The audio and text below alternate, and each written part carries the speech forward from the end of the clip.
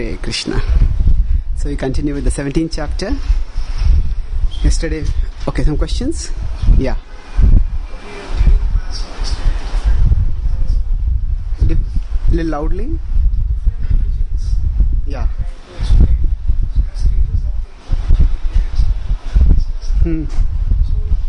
See overall this from our culture, saints, other Jesus Christ, we also talk about Saint Francis. So we have some qualities which we like, just this is saint, he has control, such control.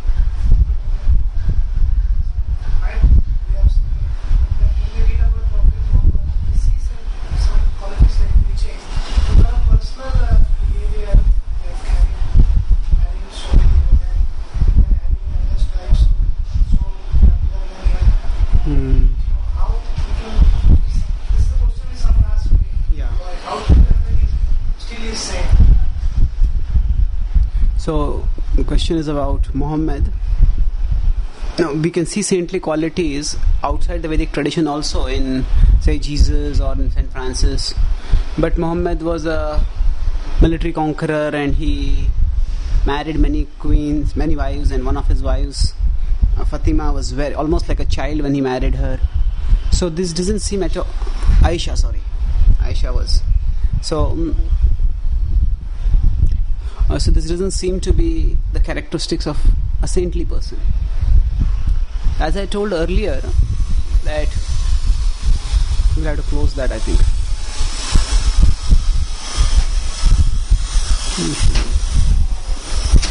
That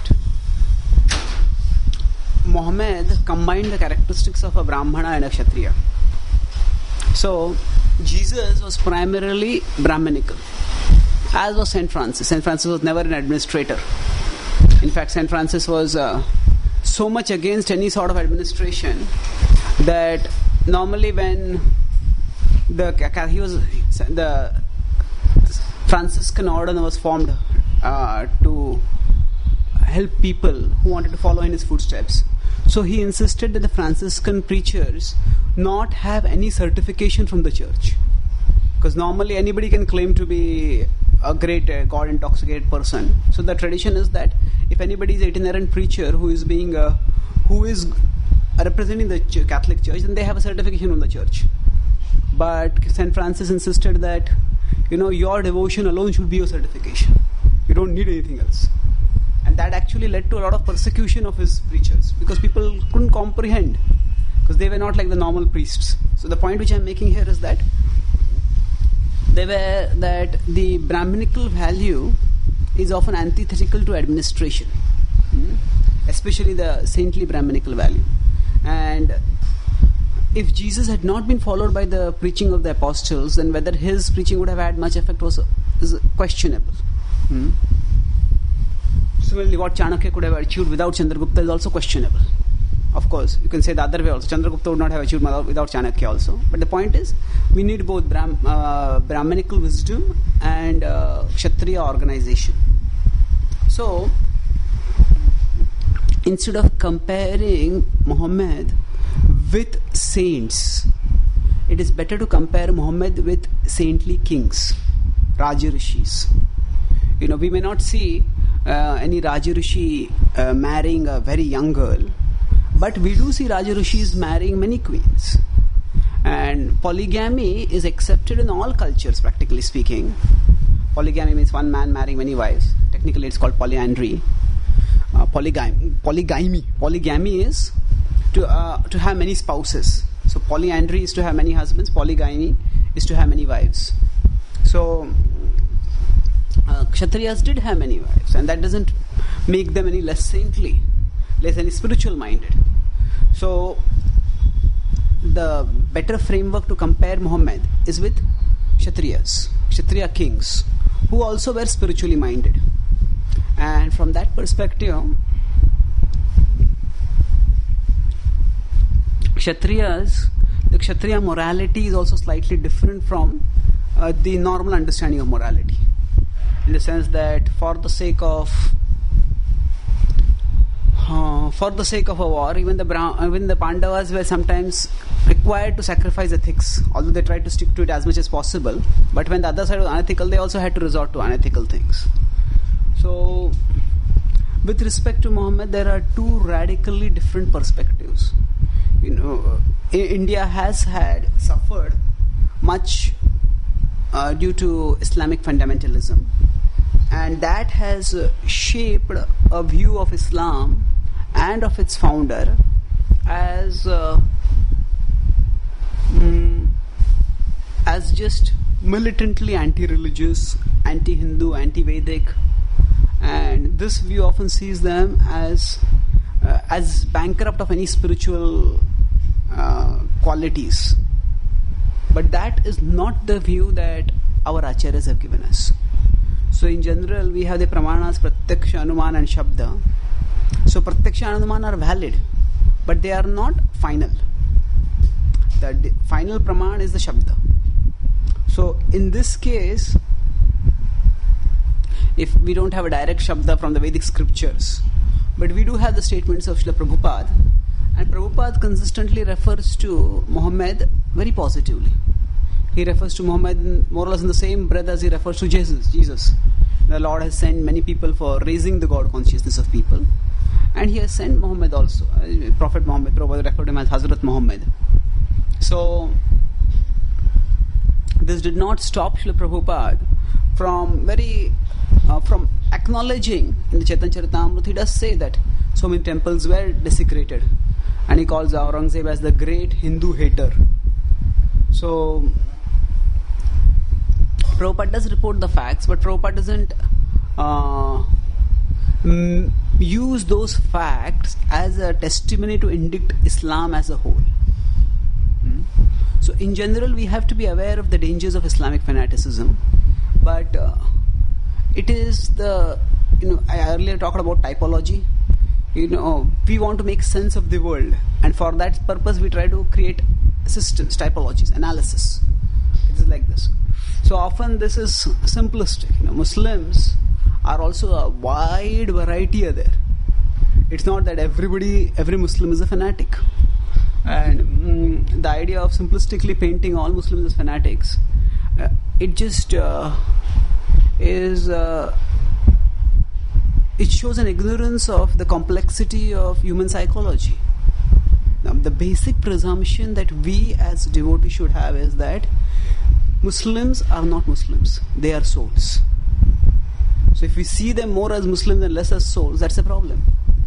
And Muhammad's life, if you've seen from a Kshatriya's perspective, certainly Muhammad's life you will not see much sadhana, like we call as saintly sadhana, but that is generally none of the prophets in the Abrahamic tradition, they do any systematic sadhana to connect with God. And that is one of the challenges of the Abrahamic tradition, that there is a revelation from top to down, but there is not a systematic process from which to rise from bottom to up. So the prophets are also in general men of the world whom God bestows His grace upon, and then their life gets transformed. Muhammad was born in a poor family and he lived a life of poverty, and then he married a widow who was much older than him, and that's how his fortunes improved. And then at the age of 40 suddenly he started getting revelations. He was a pious person, but he was not a saint pursuing sadhana. So that's why we need to have the proper standards to compare with. So we cannot compare him with a saint. To compare him, Prabhupada, he raised God consciousness, and God consciousness can be raised by saints. It can also be raised by Rajarishis, saintly kings, and the standard of saintly kings is entirely different from that of saints. If we look at how Arjuna was attracted to Subhadra and what all he did to get Subhadra, we would not normally think of Arjuna as a saint, isn't it? At least from that pastime. That doesn't at all seem to reflect Nadhanam na janam na sundarim. We would say that, okay, you can look at Urvashi's pastime and how he rejected Urvashi, that refers. But that is not so much a rejection of Nasundarim, it is more adherence to Dharma. Dharmic codes refer that he saw Urvashi as his mother. So, Kshatriyas in general have certain allowances because of the passionate nature that they have and the entanglement with the world which they have to do as a service. So with that standard, we can see that what Muhammad did was not necessarily non-saintly. Is it clear? Yeah.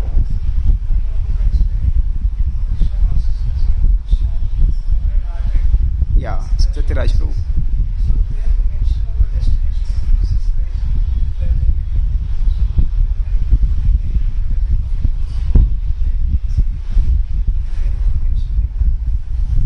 So, what was the destination of Prophet Muhammad?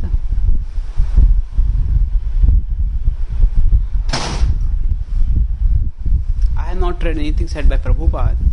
In general, the interactions of our acharyas with Islam have been limited. Now, in Bhaktisiddhanta's time, Islam was more or less in regression. Islam was the religion of the lower class of people. The Bhadraloka who interacted with the British government, they became the influential middle class and the middle upper class, and they were mostly Hindus. And the Muslims couldn't sort of digest the idea that we were rulers of this country and now we have become third class citizens. The first class were the Britishers, the second class were the Bhadralokas. And so Islam was in regression, and that regression sort of expressed itself aggressively in terms of the communal riots that led to the partition of the country. So Srila Prabhupada also, when he preached, the only Islamic country he went to was Iran once. So there's not much interaction between Srila Prabhupada also and Bhaktisiddhanta Thakur also, because it was in regression. There are dialogues with Western scholars who are Christian theologians, but nothing with Islam. And Bhaktisiddhanta Thakur also, as I said, from that time onwards, Islam was more or less in regression. So there are some hypothetical dialogues, non-historical dialogues in his novel Jaiva Dharma. So the statements are limited. That's why we can't say for sure. But from general, what Srila Prabhupada said is that Prabhupada accepted the point that he was a messenger of God. And in that sense, wherever he went was by the will of God, and he would continue his service to God. So Prabhupada does not say specifically that he descended from the spiritual world or that he returned back to the spiritual world. But certainly to be a messenger of God is no ordinary thing. And to that extent, it deserves our respect. In general, we shouldn't there are certain stories apparently from some Puranas which seem to say that Muhammad was a reincarnation of the demon Tripurasura. So this is whether that is true is strongly questionable, because that has not been quoted by any of the acharyas. And Bhavishya Purana has many questionable things within it. Bhavishya Purana also talks about Queen Victoria. There is Queen Victoria had nothing spiritual about her. So there have been interpolations. As I mentioned, yesterday we were talking about Bible getting interpolated. So even Vedic scriptures have been interpolated. But the point is, the Vedic scriptures which have been central to the Vedic tradition, they have been preserved. The Rig Veda today, as it is the same as it was at the time of Yaksha and Sayana, the two classical commentators, were almost like several thousand years ago. Similarly, the Bhagavad and the Gita are also similar. So, as far as no Acharya has written a commentary on the Bhavishya Purana. In that sense, it was not considered so important. Not even Acharya in terms of Vaishnava Acharya, but in general, any scholar it has not got any commentaries. So, in that sense, there's a serious possibility that it could have been interpolated. Any other questions?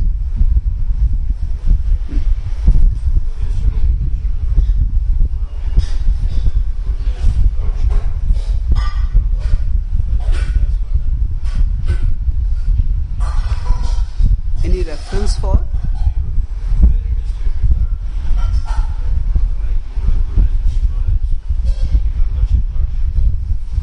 Okay, can you ask him to close the door of the kitchen? Okay, where is it stated that say goodness, ignorance is Shiva, goodness, passion is Brahma, like that? Okay. So in general, this point about the three Puranas, the three kinds of modes and the three kinds of deities accordingly. This is broadly understood in the Vedic culture. that say goodness, those who in goodness worship Vishnu and those who worship in passion worship Brahma. The explicit reference for this I have not seen anywhere.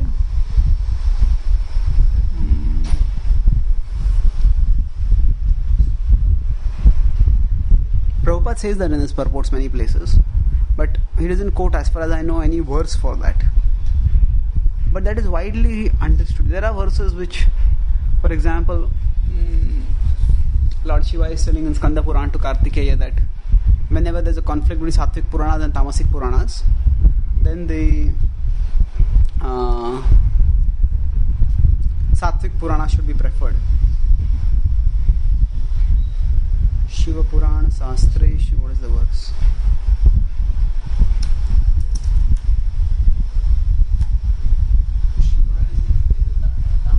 Yes. Yeah, that is natural. Yo yo yam yam tanu bhakta shraddhaya architum icchati tasya achalam shraddham tamayo viddhamyam. So Madhacharya explains that Krishna says, whichever deity you want to worship, I will give you faith. So how he gives faith? One is as a Supersoul in the heart, but another is by directing them to the corresponding Puranas. So you cannot say that this deity is not very powerful, but please worship him. It will not work like that. If you want people to worship a particular deity, that deity has to be glorified. That is inevitable. See, in general. No.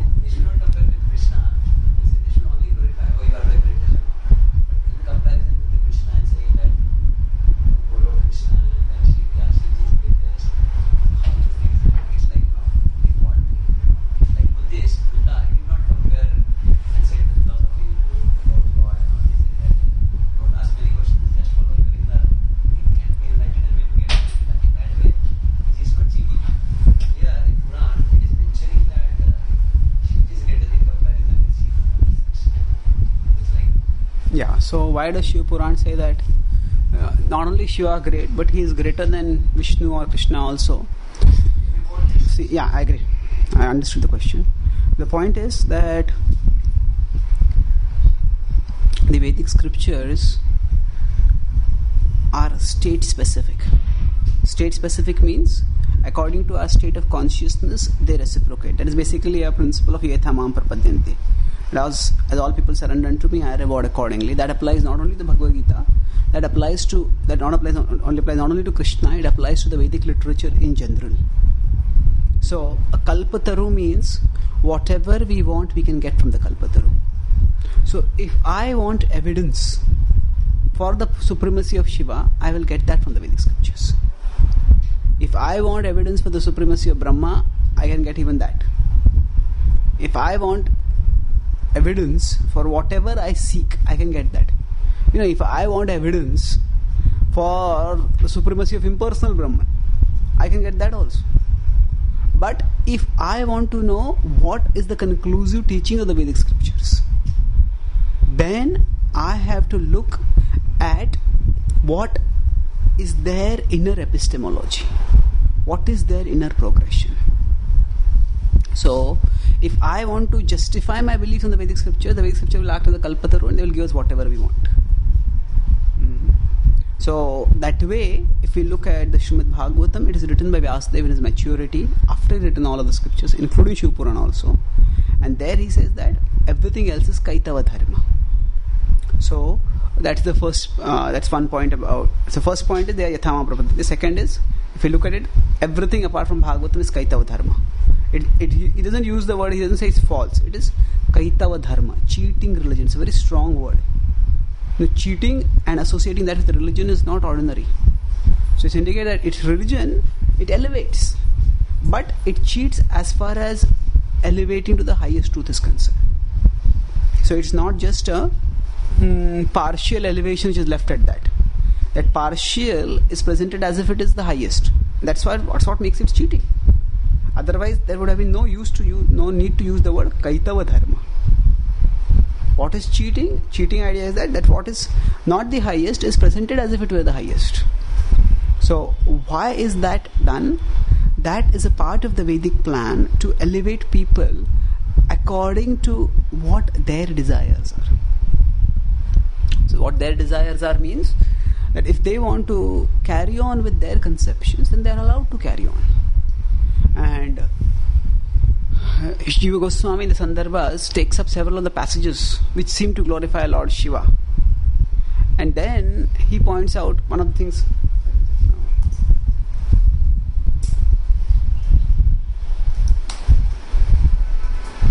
For example, this Shiva Shastra-shu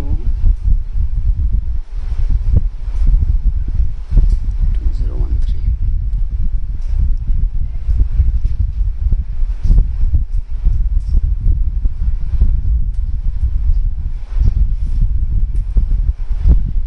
Shiva Shastra-shu tadgrahayam Bhagavad Shastra-yogiyat Paramo Vishnurevaikas Tadgyanam Moksha Sadhanam Shastranam Nirnayastvesham Tad Anyam Mohanayahi. So Lord Shiva is telling Kartikeya, Shiva Shastreshu Tadgrahayam. Grahaya means to accept. Accept Shiva Shastra Bhagavad Shastra Yogiyat. Bhagavad Shastra means the Shastra about Bhagavan. That is Bhagavatam.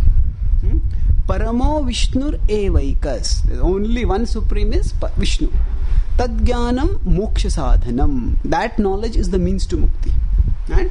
Shastrana Nirnayastva Esham. This is the Nirnaya. This is the conclusion of the Shastras. Tat Anyan Mohanayahi. Whatever else is there is Mohanayahi. It is for the purpose of Mohan. Now, Skanda Purana is not a Sattvic Purana. It's a very important point. This is exactly verse from Skanda Purana. Lord Shiva is telling Kartikeya.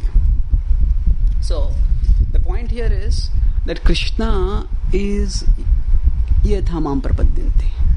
So scriptures, being a manifestation of his compassion, are also yathamam prapadyante. And if we just take this quote and battle against that quote, if a person is objective, then you can come to the supremacy of Lord Vishnu. And the Vedic program is that the person, wherever that person may be, that person should be elevated from there. And the idea that the person can be elevated to the highest level in one lifetime is revolutionary. The compassion and this underlying that is extraordinary. And that is what we have got by the mercy of Sri Chaitanya Mahaprabhu and Srila Prabhupada. So when this is so easy to get, then why do you have to go through all that? But it is not easy to get. It is the mercy that has made it easy to get. Otherwise, even Muktanam Prasiddhanam, what is the verse? Narayana Parayana Sudurlabha Prashantatma Kotishvapi Mahamune. Parikshit Maharaj is asking Shukadeva Goswami, how Vritrasura was such a great devotee? Because even among the Munis, he is such a devotee who is dedicated to Lord Vishnu is so rare. So how did he become such a great devotee? So devotional service is rare. And the Vedic scriptures have a program for gradual elevation of people. So Shiva Puran is a part of that program of gradual elevation. So in general, those who are devoted to Lord Shiva, if they gradually become purified and elevated, either in this lifetime or the next lifetime, they will eventually rise to the worship of Lord Vishnu or Lord Krishna. In our Upanishads classes, you remember discussed about 3 people who were worshippers of the Devatas and they came to the worship of Lord Vishnu. Remember? Vallabhacharya was the worshipper of Lord Shiva. He asked Lord Shiva, what is the best? Give me that which is most dear to you. His Vallabha's life directly is there. Then he was a worshipper of Lord Shiva. Then he elevated from the worship of Shiva to Vishnu. And then similarly there is an example of Keshav Kashmiri was a worshipper of Saraswati and he became a worshipper of Vishnu, Krishna. And there is the example of Chandidas, who was a worshipper of Chandi, Kali. And then from her worship, he became a worshipper of Vishnu. So there are references to this both in scripture as well as in contemporary, in recorded history also. So we have discussed this elaborately in our Upanishads class. I don't think we can go back to this subject right now. So Shastrana Nirnayastva Eshas. In the Chaitanya Charan Prabhu also there is a verse which Chaitanya Mahaprabhu quotes that different people can go on debating about who is supreme. But if one studies the scriptures holistically, one will conclude that Vishnu is the supreme. Aśāstra-vihitaṁ ghoraṁ tapyante ye tapo janāḥ, tapyante ye tapo janāḥ, dambhāhaṅkāra-saṁyuktāḥ, kāma-rāga-balānvitāḥ, karṣayantaḥ śarīra-sthaṁ, bhūta-grāmam acetasaḥ, māṁ caivāntaḥ śarīra-sthaṁ, tān viddhy āsura-niścayān.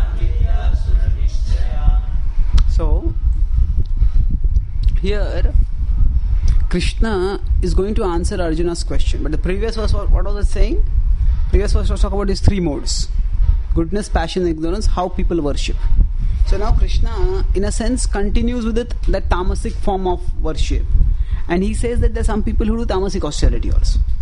And he wants to very clearly differentiate between these tamasic people and the people whom we are going to talk about later. So in a sense, this verse is a sort of backflash to the 16th chapter. 16th chapter talked about those people who defy scripture. And that's why yaha aśāstra-vihitaṁ utsrujya vartate śraddhayanvitaḥ. That was the question. So now they don't accept Shastra, but they have some kind of faith. What happens to them? So Krishna starts with the lowest among that category. Those who not only they don't have faith, but they actually reject Shastra. Aśāstra-vihitaṁ ghoraṁ. So he's telling, right, there they are ghora. Ghora is brutal or ugly. Tapyante ye tapo janāḥ. So the example of this is people like Prakasura. They are doing worship where they are cutting off their own flesh to offer to Lord Shiva. Now the purpose of this is not to so much please Shiva according to some form of worship. It is just to sort of emotionally blackmail him and get him to come. That is the idea. The modern version of this is self-immolation. Self-immolation means you set yourself on fire. So that is what people do. Suicide is where suicide is generally done in public, in private. You just close a door and maybe turn on the fan and hang yourself from the fan or something like that. But when people want to attract attention to a cause and then they burn themselves in public, and that is self-immolation. And Buddhists do that very often. Buddhists are the sort of pioneers of that, because according to their religion they cannot commit violence against anyone. So even if, say, the Chinese attack Tibet and have taken over Tibet and they are persecuting Buddhism in Tibet, they are religiously prohibited against taking arms. So they say that we will not do violence against others, but they end up doing violence against themselves, which is also in a sense violence. So aśāstra-vihitaṁ ghoraṁ tapyante ye tapo janāḥ, dambhāhaṅkāra-saṁyuktāḥ. So it's filled with dambha and ahankar. And Krishna is describing all the demoniac qualities that he had talked about earlier. These demoniac people are filled with this kāma-rāga. And what do they? Karṣayantaḥ śarīra-sthaṁ bhūta-grāmam acetasaḥ. Karṣayantaḥ. Karshan is, the word itself conveys, karshan, harshness, bitterness. Śarīra-sthaṁ. So Krishna says, I am situated in their body and I suffer to see them suffering. So Krishna does not appreciate unnecessary torture of the body. Bhūta-grāmam acetasaḥ. Although I am there in their body, they are acetasaḥ. They don't see me at all. Māṁ caivāntaḥ śarīra-sthaṁ tān viddhy āsura-niścayān. And they are definitely asuras, Krishna. Niścayān. So, why is Krishna talking about this verse over here? Generally, we will not think of somebody doing austerity to be demoniac. Isn't it? We normally would think of austerity as a religious activity, as a pious activity. And some austerity requires some self-control also to be able to do it.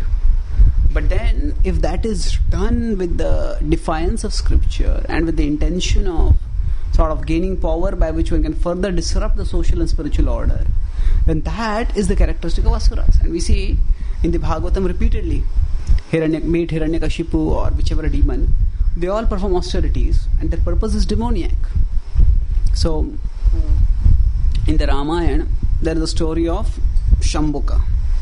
Shambhuka was a Shudra who was doing austerity. And when he was doing the austerities, So Lord Ram, he was ruling, and at that time a Brahmin came to his palace and he started chastising Lord Ram and Lakshman, and he said that, what kind of rulers are you? He asked, what has happened? He said that, my son has died. And when my son has died, he said that if the king is virtuous, then nothing disorderly should happen in that kingdom. The king is living according to the laws of God, then the normal order of nature would be followed. And the normal order of nature is the father dies before the son. So he says, I have looked at my life and I have not disobeyed any scripture. I have lived according to scripture. Therefore, the only reason that my son has died must be that something is wrong in the kingdom. And for that, you are responsible. So, when Lakshman heard this, Lakshman went and reported to Lord Ram. Lord Ram told him that he had come with his son. So, Lord Ram told him, you attend to that Brahmin and tell him, and let his body, that the body of his son be preserved in a vat so that it will not get decayed. And then he went into his assembly where the sages were there. Narad Muni and the sages, they had come there, and he asked them. So Narad Muni said that somebody in your kingdom is doing some severely anti-scriptural activity. So therefore, because of that anti-scriptural activity, this has been the reaction. So you go and stop that anti-scriptural activity, and then the Brahmin son will come back to life. So then Lord Ram went and started searching in all the directions of the kingdom. He didn't find anyone anywhere. Finally, he came to the banks of a river, and there he saw a person doing austerity by hanging upside down. And he looked quite powerful because of the austerity. He was almost looking like a fulgent. Then he asked him, who are you? And why are you performing this austerity? What is your intention? So he said, I am Shambhuka, and I want to perform austerity by which I can go to Swarga and I can become Indra. And he said, I am born in the Shudra family. And Ramayana described that as soon as he used the word, I am born in the Shudra family, Lord Ram took out his sword and cut off his head. And it is said that as soon as Lord Ram cut off his head, this Brahmin son came back to life. So now this story may seem a little shocking for us. Why should somebody be killed for performing austerity? So now, these are the kind of stories which are used by Dalits to sort of say how the Brahminical culture persecuted the lower castes. So, if we have to accept a story, we have to accept it in full, or don't accept it. So, the fact, as it is told in the story, is that there is this Brahmin who had died. If we are just going to see, the problem is that we are living in a particular culture. Ramayana was spoken in a particular culture, and cultural values can be tremendously different. So if we neglect the cultural values and just compare what was done there with what is done here, it may seem radically out of place, but there are some underlying principles that are important. So first of all, if we are going to say that particular killing by Lord Ram of Shudra is a justification for the persecution of by Brahmins and kings of Shudras today, or it is the reason why Shudras should protest against Vedic culture, then first of all look at the full picture. Why only object to that? Now today, if somebody came to the king and said, my son has died and you are responsible for that, what would the king say? Go to the mental asylum, isn't it? So what does this point indicate? First of all, it indicates that there is some conception of a deeper order to nature, which we are completely unaware of. And also that order was potent, in the sense that when this Shambhuka was killed, this Brahmin's son got revived. So what does it indicate? That there are principles of orderliness which we don't know about. So when there is dharma being followed, then the kingdom is administered by principles of dharma, and then there are subtler rules and subtle principles also work.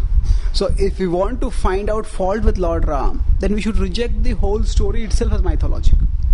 Why should we accept only Shambhuka being killed and not accept the Brahman son being killed and Brahmana's son being revived? And if we accept this part also, the Brahmana's son being killed and being revived, then we do understand the point that there is something which was right about it. Because when a person is killed and somebody else is revived by that, that means there is some higher power, some higher principle by which this happened. So, if Lord Ram were just blatantly anti-lower caste, if that were his case, then why would he team up with the Vanaras? Why would he be so kind to Guha? So it's not that there was no question of being just against lower caste for the sake of being against lower caste. The principle was the preservation of dharma. And there are certain principles that will be followed by people who in dharma. So in traditional varnashram, Shudra, traditional varnashram means Vedic varnashram. A Shudra has to do his duties properly, and by that he will eventually become a Vaishya, then he will become a Kshatriya, then he will become Brahman in future lives, and then he will become liberated gradually. Now if somebody wants to not go through this gradual social evolution, then the path open for that person is the path of bhakti. Even Shudras, an outcast, can practice bhakti and they can go directly back to Godhead. But if a Shudra wants to go to Swarga, there is a gradual progression for that.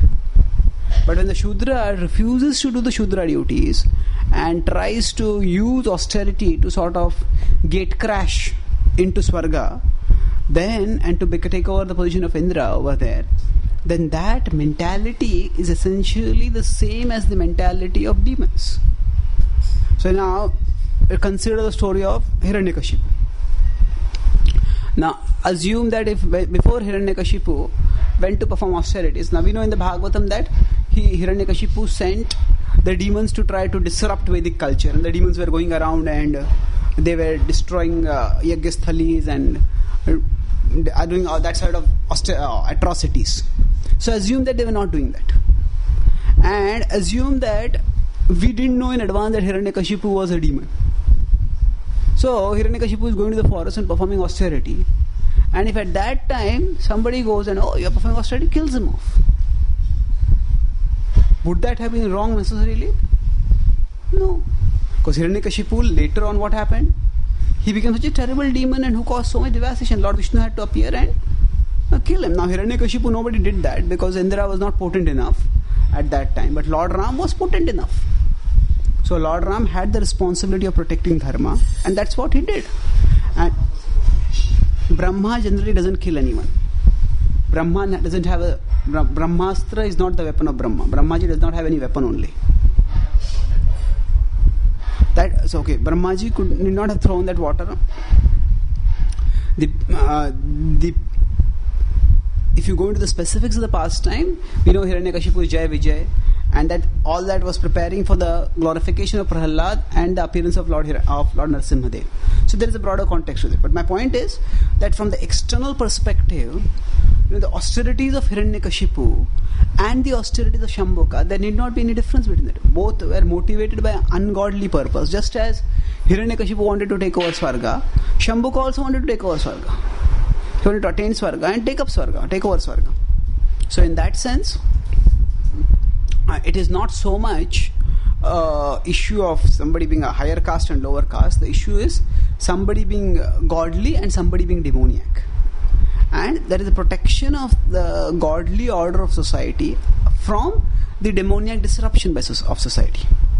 Okay, so Tan Vidya Asura-niścayān. Krishna is saying that such people are definitely demoniac. That means those who use tapobala to disrupt the dharmic order in society. So they are torturing themselves, they are torturing me, and they will when they get power, they will create suffering for others also. So they are āsura-niścayān. Similar. Shiva and Bhasmasura, why did Lord Shiva not kill? In general, the demigods have dual roles. One is as an administrator and the other is as a devotee. And as an administrator, they are sort of duty bound to satisfy their worshippers. That means just like there are certain rules by which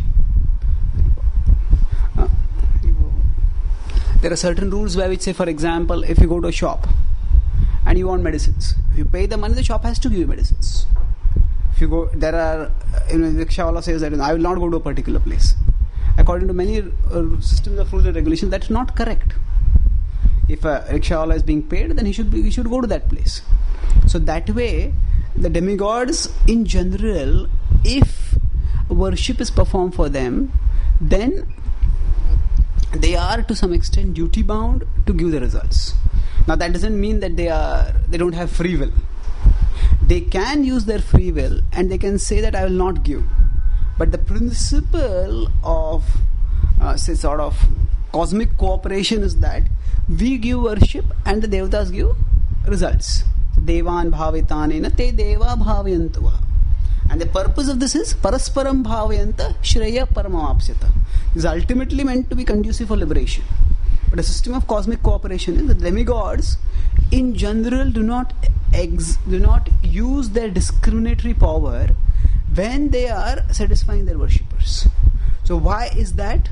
That could be because of various reasons. One is that, as it is said in the Bhagavatam, when somebody worships somebody, then that person may become a little bit infatuated by that worship. And for that time being, what Brahmaji says is to Hiranyakashipu, what you have asked of me, what the benedictions that you have asked are very difficult to me. But austerity for my sake will not go in vain.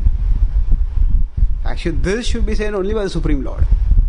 But when Brahmaji says that, austerity is that you have performed for my sake will not go in vain. And in that sense, he is not right.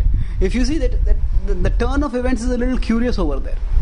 In that 7th canto of Bhagavatam, you study it carefully. The demigods, when Hiranyakashipu starts performing austerity, then the flame starts coming out of his head and that starts heating up the whole universe. The demigods get troubled and they go to Brahmaji. And they tell Brahmaji that actually this person's intention is that he wants to disrupt, he wants to take over your position and he wants to disrupt the universal order and please do the needful. But when Brahmaji hears and he says, after hearing their petition only he goes down. But when he goes down and sees the extent of the austerity that Hiranyakashipu has performed, he sort of gets, he's done all this for my sake. He gets infatuated by that. And then that is the reason why Brahmaji started Lord Narasimhadev chastised Brahmaji. He said, don't give benedictions like this. That means that the idea is, in general, the demigods follow sort of, it's like a contract. But when there are demons who are known to be malevolent, then they should not be given benedictions. But sometimes when the austerities are performed, that time the person may just get so caught up. The person for whom the austerities are performed, that person may become so infatuated that person may lose. That person may lose the sense of discrimination. And that person may just it can, you see, the demigods, the way they are portrayed in the Bhagavatam, they are not shown as perfect beings. They are devotees, but they get influenced by emotions at particular times. So it can be actually very, somebody starts doing austerities just to please us. It can be very intoxicating. I know one devotee was a brahmachari, he was preaching and then some Mataji got attracted to him. And the Mataji also a devotee. And she told him, I want to marry you. And he said, no, I am a brahmachari, I don't come here. Then he stopped going to that program and he just stopped connecting with her. But then apparently she started fasting. For 6 months she fasted and lost 10 kg weight.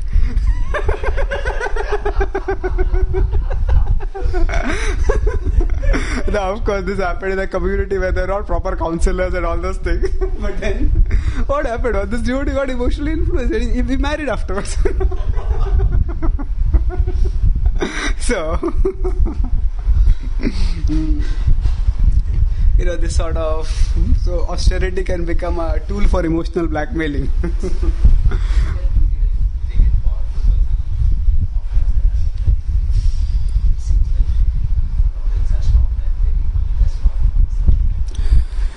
Is it that when the offerings to the demigods are stopped, they become less powerful? There are two aspects to it. It's not exactly that. Sometimes some people say that demigods are dependent on nourishment. No, that it's that the demigods will it's not that demigods will starve if we don't do sacrifices from here. In Kali Yuga, we are not doing sacrifices from people, but the demigods are not starving. And the idea that the demigods will starve if people on earth don't do sacrifice is like saying that if the Somalian government doesn't pay taxes, then America will become bankrupt. It's an absurd idea.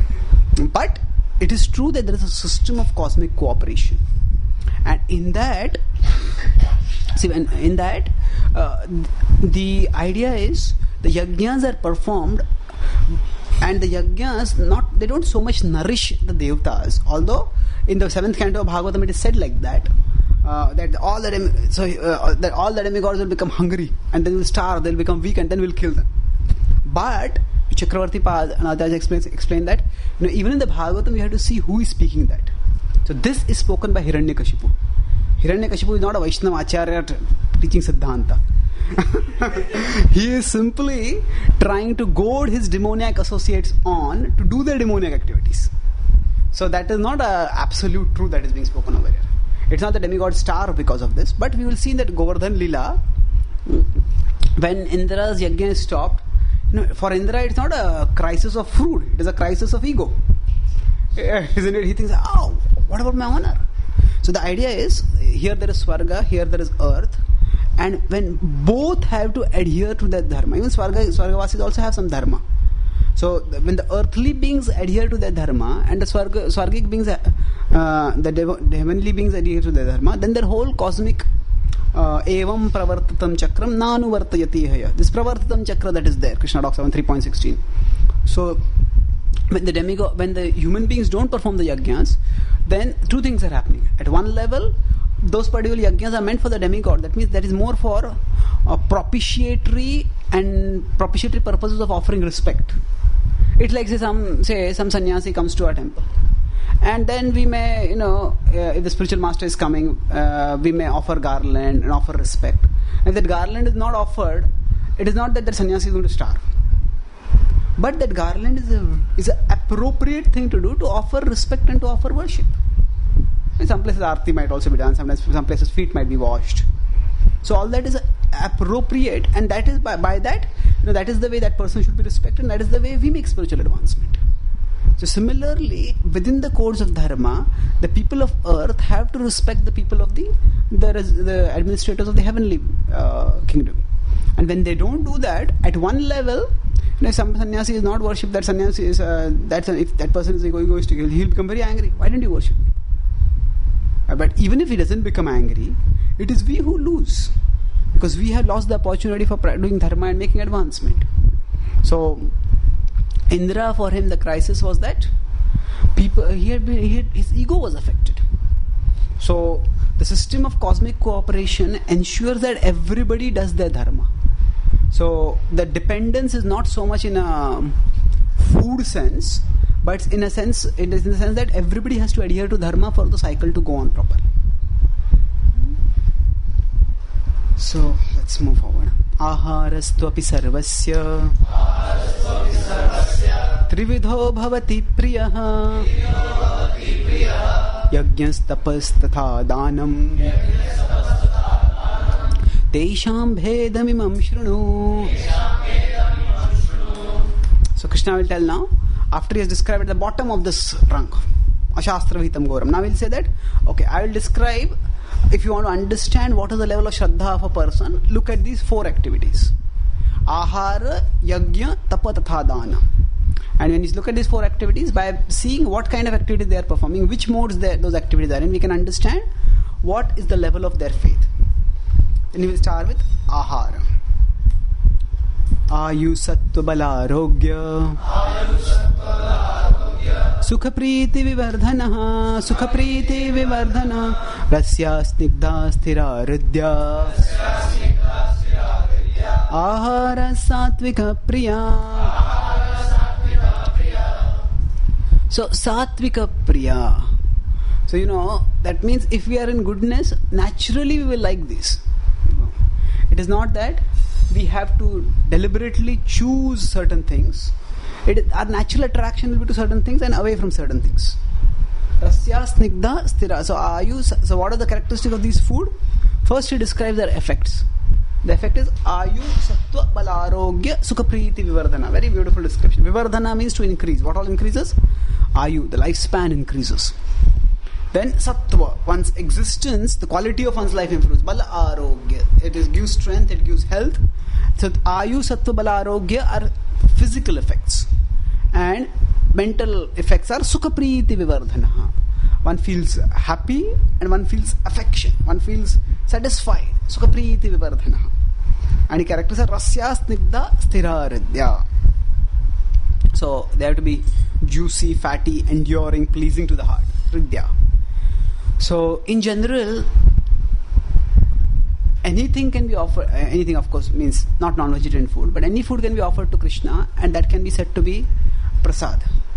But in general, food also has its moods. And although at one level all food becomes transcendental when it is offered to Krishna, and still at the same time, at a material level, it will have material effects. If I may offer sweets to Krishna, and that becomes prasadam. But if I have got diabetes, just because the sweet that I am taking is a prasad, that doesn't mean that it won't aggravate my diabetes. Isn't it? So, the transcendental effect of the prasad will be at the transcendental level. But the material side of prasad will affect at the material level. That's why in general, even in prasad, it's best to eat food that is sattvic. And generally we don't go about, when you get food in the plate, is it sattvic or rajasic or tamasic? We don't have to go about doing that. But over a period of time, we can ourselves see that certain kinds of food, we will see in the next one, talks about, it might create too much heat, it might create too much passion, it might ignite our desires, or it may make us lazy. So if we observe that, then we can, as a matter of plan, minimize or avoid those foods. So Srila Prabhupada writes that even sumptuous food, the food should be good quality, and sumptuous food can be occasional, on festivals or on feast days. But normal food should be nutritious, more than sumptuous. Then now you see the Sanskrit is such a language that there is a figure of speech called onomatopoeia. That means the sound of the words reflects their content. So if you hear the sound of this verse, Ayu Sattva Bala Arogya, even if it doesn't know the meaning, it's very sweet. If you listen to the next verse now. Katvam Lalavana Tyaushna. So Tikshna Ruksha Vidahina. So it's like the sound itself is jarring. So that is the beauty of Sanskrit language. Katvam Lalavana Tyaushna. Lalavana Tikshna Ruksha Vidahina. Tikshna Ruksha Vidahina. Rahara Rajasasyeshta. Rajasasyeshta. Dukha Shokamaya Prada. Dukha Shokamaya Prada. So in the previous verse, Krishna described first the effects and then the characteristics. Now he describes first the characteristics and then the effects. In general, when you speak, when we speak or write, the last part of the sentence has the biggest impact. So generally in writing it is said that whatever you want to linger in the mind of the reader, that you should put last. So then it stays on. So in the first part, Krishna wants to emphasize that actually this food will have this effect. So dukkha shokamaya prada. So dukkha is we feel miserable, shoka is lamentation, and amaya is disease. So all these are the result. And katva amla lavana tyushna. So bitter, sour, salty, ati ushna, very hot. Tikshna roksha vidahina, pungent, dry, and burning. All these are the foods. So I think your imagination is active enough to correlate what this food refers to. So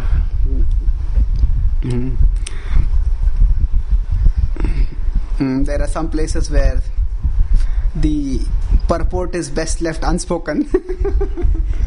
So let's go to the next one. Yatayamam gatarasam, yatayamam gatarasam, puti paryushitam chayat, puti paryushitam chayat, uchishtam apicha medhyam, bhojanam tamasa priyam, bhojanam tamasa priyam. So yatayamam gatarasam. So earlier he had said rasya. Rasya means filled with rasa. But here gatarasam. The rasa has all gone away. Yatayamam. That means, actually after cooking it is a long time. It's yatayamam. Long time has passed. Puti paryushitam chayat. So puti means bad smelling. Like you have the word, what is the putrid in English? And poo. That is the pus that comes out. So all of them have the same root. Paryushitam chayat. Ushitam paryushitam. It's decomposed. Uchishtam apichamedhyam. Uchishtam means that which is left by others. And amedhyam. Actually, amedhya is untouchable. So all these are foods. Bhojanam tamasa-priyam. Srila Prabhupada explained in the purport that what is the purpose of food? It is to increase the duration of life, purify the mind, and aid bodily strength. And then he adds, that is the only purpose. Enjoyment is not the purpose. That is the implication over there. So the purpose of life is to increase the duration. Now we may wonder, what do you mean by increasing the duration? Actually, Ayurveda, Veda of the knowledge of Ayu, of increasing Ayu. So we know that in a sense, our life is destined. How long we are going to live in a particular body. So how can Ayu Sattva Balarogya Sukha Priti Vivardhana? How can Ayu be increased? Actually, the number of breaths that we are going to take is fixed. But within that, depending on how we live, if we live in passion, we will breathe faster. And naturally, we will live shorter. And beyond that also, we have some amount of volition. If somebody can end that person, a person can end his or her life by committing suicide. So, the whole principle of Ayurveda is that there are certain things unavoidable in people's lives. But there is much that is avoidable based on this life's actions. So that's why the right choice of food can actually increase Ayu.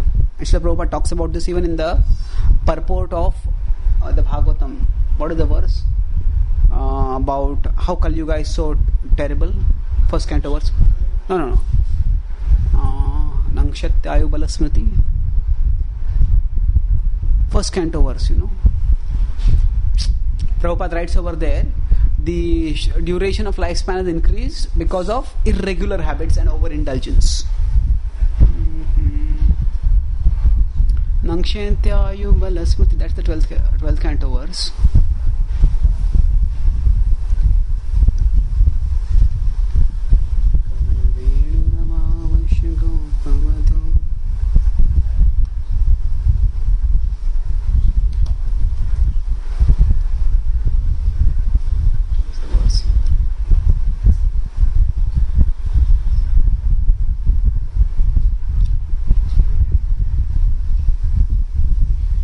Life is shortened not so much because of insufficient food, but because of irregular habits. This is which verse? Yeah. Prayen alpayusha sabhya kalavasmin yuge janāḥ mandah sumanda matayo mandabhagyaya upadritaḥ. So 1:10. So Prabhupada makes this point here. So the purpose of food is to increase the life. And he says the duration of life is shortened not so much because of insufficient food, but because of irregular habits. And by keeping regular habits and eating simple food, any man can maintain his health. Overeating, over-satisfaction, over-dependence on others' mercy, and artificial standards of living sap the very vitality of human energy. Therefore, the duration of life is shortened. So, now going back to this, we will continue about ahara we discussed now. And you can read this purport of Srila Prabhupada. He gives a lot of practical instructions. And we'll continue about the remaining aspects in the evening class. Thank you very much. Srimad Bhagavad-gītā ki jai. Srila Prabhupada ki jai.